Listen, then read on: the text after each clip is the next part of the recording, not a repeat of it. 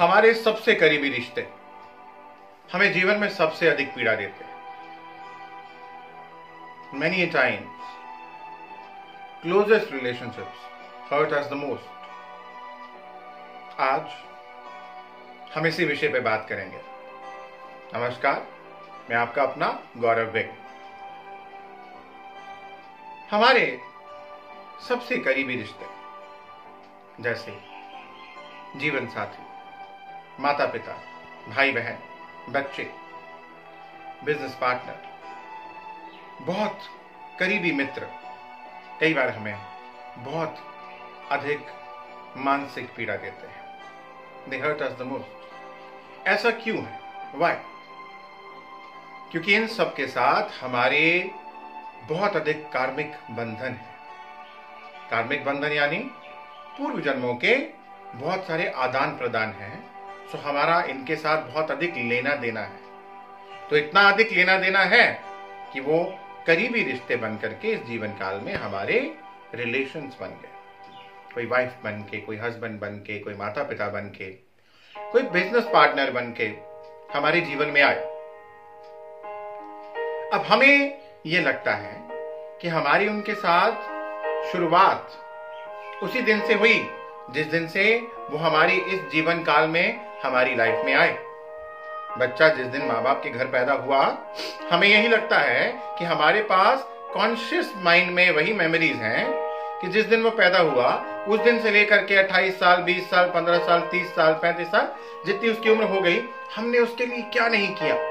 सब कुछ लगा दिया, तन मन धन सब कुछ उसके लिए लगा दिया, और उसने हमारे को क्या सिला दिया। मैं आपको ये बता देना चाहता हूं कि शुरुआत उस दिन नहीं हुई जिस दिन वो पैदा हुआ, या जिस दिन कोई भी रिश्ता हमारे जीवन में आया। उसकी शुरुआत बहुत पहले, कई जन्म पहले हो चुकी है। और तब भी हम एक दूसरे के बारे में अपने मन की प्लेट के ऊपर लिखते जाते हैं। क्या लिखते हैं? कि इसने अभी मेरे साथ गलत किया, इसने इस समय पे उचित नहीं किया, अनुचित किया, ऐसा नहीं करना चाहिए था, ऐसा करना चाहिए था, बहुत पीड़ा दी, मुझे बहुत दुख दिया। सो ऐसी चीजें हम लिखते जाते हैं। प्लेट को भर के परतों के ऊपर परतें जमाते जाते हैं। और एक जीवन काल में एक यात्रा समाप्त होती है। हम चलते चलते अगले जीवन काल में कुछ नए संबंधों के रूप में दोबारा मिलते हैं, और वही मन की प्लेट में जो प्रोग्राम हमने लिखा था वही उस जीवन काल के इवेंट के लिए इनपुट बन जाता है, और वैसे ही इवेंट होने शुरू हो जाते हैं। और फिर हम कहते हैं कि इतनी पीड़ा की। तो आज ये जानने के लिए उचित समय होगा कि हम आज ही जाएंगे, समझें, अपने मन को समझाएं, अपने आप को रीप्रोग्राम करें कि ये पीड़ा हमारे ही द्वारा दी गई पिछले जन्मों की पीड़ा है जो हमें वापस मिल रही है। बच्चों से खास तौर पे हम बहुत एक्सपेक्ट करते हैं। निस्वार्थ रिलेशनशिप की बात करें तो शायद जिसको हम निस्वार्थ रिलेशनशिप बोल देते हैं, वहां पे भी कोई ना कोई एक्सपेक्टेशन जुड़ी रहती। इवन माँ बाप की जब बच्चे को प्रेम से पालते हैं, पोसते हैं, तो एक एक्सपेक्टेशन वहां पे भी रहती है कि हम इसको प्रेम दे रहे हैं, जब हमें जरूरत होगी, बूढ़े बुजुर्ग हो जाएंगे तो हमें प्रेम देगा, सेवा करेगा। तो एक्सपेक्टेशन रहती है, लड़कों से खास तौर पे रहती है, अभी भी रहती है। तो यहां पे मैं बच्चों के बारे में, खास तौर पे पुत्रों के बारे में एक बात बता देता हूं कि 4 तरह के पुत्र होते हैं। पहला, ऋणानुबंध पुत्र, यानी वो पुत्र जिनके साथ हमारा ऋण, कर्जा जिनका हमने देना है। सो पिछले कुछ जन्मों से यदि किसी का हमने कर्जा देना है और बहुत ज्यादा कर्जा देना है तो हमारा पुत्र बन के आता है। ऐसे पुत्र, क्योंकि बाहर के किसी को तो हम कुछ नहीं देंगे, पुत्र बन के आएगा, बच्चा बन के आएगा तो हमारे से जो मर्जी ले जाए, हम अपना सब कुछ लुटा देंगे, कर्जा लेकर के भी ले देंगे।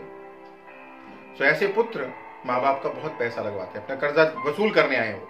डॉक्टर पे, अस्पताल में, बिजनेस करेंगे, घाटा एक, दूसरा, तीसरा उजाड़ देंगे, ऐसे काम करेंगे जिसमें बहुत पैसा नष्ट हो जाएगा। दूसरी तरह के पुत्र होते हैं शत्रु पुत्र, जो माँ बाप को शारीरिक, मानसिक प्रताड़ना देते हैं, माँ बाप को मारते भी, पीटते हैं, तकलीफ देते हैं। तो इनके साथ भी वही संबंध है।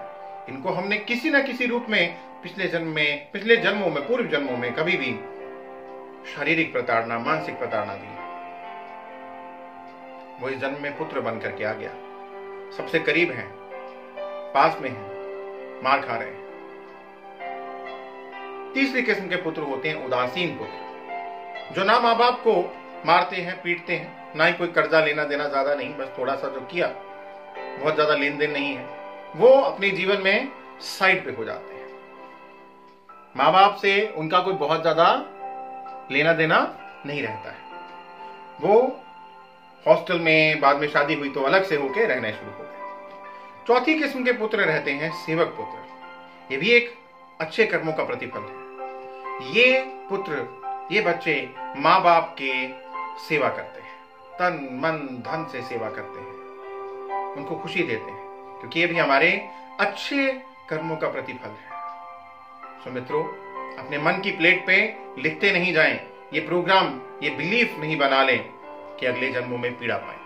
और अच्छा उपाय है कि यदि पीड़ा है, हर्ट है, पेन है, तो माफी उसकी बहुत बड़ी दवा है। माफ करना, माफी मांगना। Forgiveness is the best remedy, best medicine for this pain, emotional hurt and pain. हम माफ करें, माफी मांगे। मैं ये नहीं बोल रहा हूं कि यदि कोई आपके सर के ऊपर जूते मार रहा है और आप माफी का जाप करना शुरू कर दीजिए, परंतु मैं ये बोल रहा हूं कि भीतर, अंदर से माफी कर दीजिए। जैसे हम एक बच्चे को, यदि वो चॉकलेट खा रहा है या ऐसी आइसक्रीम की जिद कर रहा है, हमें पता है इसकी सेहत के लिए अच्छा नहीं है, हम कई बार उसको चांटा लगा देते हैं, परंतु भीतर हमारे उसके लिए प्रेम है, भीतर घृणा, गुस्सा, क्रोध कुछ नहीं। सो भीतर, अंदर मन को साफ रखना बहुत जरूरी है। इसी तरह से मन में माफ कर दीजिए, माफी मांग लीजिए, चीजों को यहां से साफ कर दीजिए, ये बहुत जरूरी है। और अपनी कॉर्ड्स को उनके साथ काट लीजिए, ताकि आप और वो सब अपने मुक्ति के मार्ग में एक दूसरे से मुक्त होकर के आगे निकल रहे हैं। ये पीड़ा से, ये कर्म बंधन से मुक्त हो जाए। आशा करता हूं कि आपको हमारे एफर्ट, जो हम वीडियोस के रूप में अलग अलग विषयों पे यूट्यूब पे डालकर आप तक पहुंचा रहे हैं, पसंद आ रहे होंगे। हमारे वीडियो को लाइक करें, कमेंट करें। यदि आपके जीवन में इस तरह की कोई प्रॉब्लम, परेशानी है, तो आप हमें कमेंट करके बता सकते हैं। हम आपकी रिलेशनशिप हीलिंग कर सकते हैं।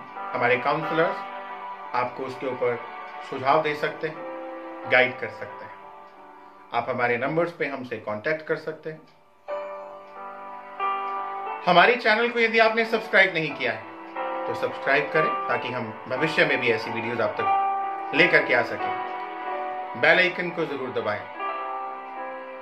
आप सबका मंगल हो, ऐसी कामना उस परमपिता परमेश्वर से करता हूं। धन्यवाद, नमस्कार।